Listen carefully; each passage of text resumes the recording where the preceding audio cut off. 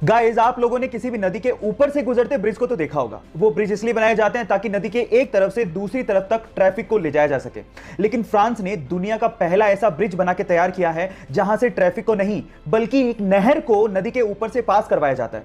कितना अमेजिंग लगता होगा ना कि नीचे से नदी बह रही है और ऊपर के पुल से कोई स्पीड बोट निकल रही है। आप लोगों को इस अमेजिंग पुल के बारे में सुन के कैसा लगा, चैट सेक्शन में लिखना मत भूलिएगा। आजकल के स्मार्टफोन में यूज होने वाले फिंगरप्रिंट सेंसर्स टेक्नोलॉजी वाइज इतने ज्यादा एडवांस होते हैं कि वो जिंदा आदमी और मरे हुए आदमी के फिंगरप्रिंट्स के बीच में डिफरेंस कर डालते हैं।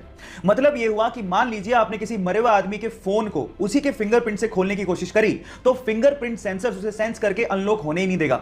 यह ऐसा इसलिए होता है क्योंकि मरने के बाद हमारे फिंगरप्रिंट सिकुड़ने लगते हैं, जिसे फिंगरप्रिंट सेंसर आइडेंटिफाई कर लेता है और फोन को कभी अनलॉक नहीं होने देता। इतनी एडवांस टेक्नोलॉजी आप लोग अभी यूज कर रहे हैं। क्या आपको इसके पहले तक ये बात पता थी? और नहीं पता थी तो चैट सेक्शन में लिखना मत भूलिएगा।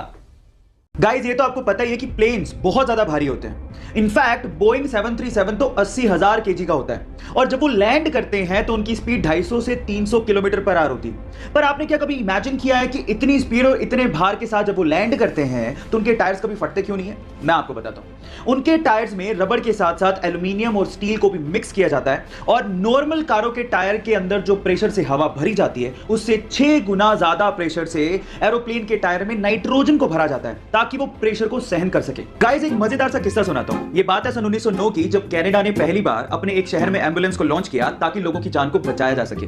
लेकिन हुआ उसका कुछ उल्टा ही। वही एम्बुलेंस शहर में टेस्ट ड्राइव के दौरान एक बंदे पे चढ़ गई और वो बंदा बुरी तरह से घायल हो गया। और मजे की बात यह है कि वो पहला बंदा था जिसे उस एम्बुलेंस ने हॉस्पिटल तक पहुंचाया था। यह अजीब सा किस्सा आपको कैसे लगा, चैट सेक्शन में लिखना मत भूलिएगा। आज अगर हमें जरा सी भी चोट लग जाए तो हम लोग तुरंत बैंडेड का इस्तेमाल कर लेते हैं ताकि खून को बहने से रोका जा सके। लेकिन क्या आपको पता है कि बैंडेड के इन्वेंशन से पहले यह काम कैसे होता था? मैं आपको बताता हूं। पुराने जमाने में खून के थक्के को जमाने के लिए या फिर खून के बहाव को रोकने के लिए मकड़ी के जाले का इस्तेमाल होता था। जी हां गाइस, क्योंकि मकड़ी के जाले में विटामिन के होता है तो वो खून के थक्के को जमाने में मदद करती है। क्या आपको इसके पहले से यह फैक्ट पता था? और अगर नहीं पता था तो चैट सेक्शन में लिखना मत भूलिएगा।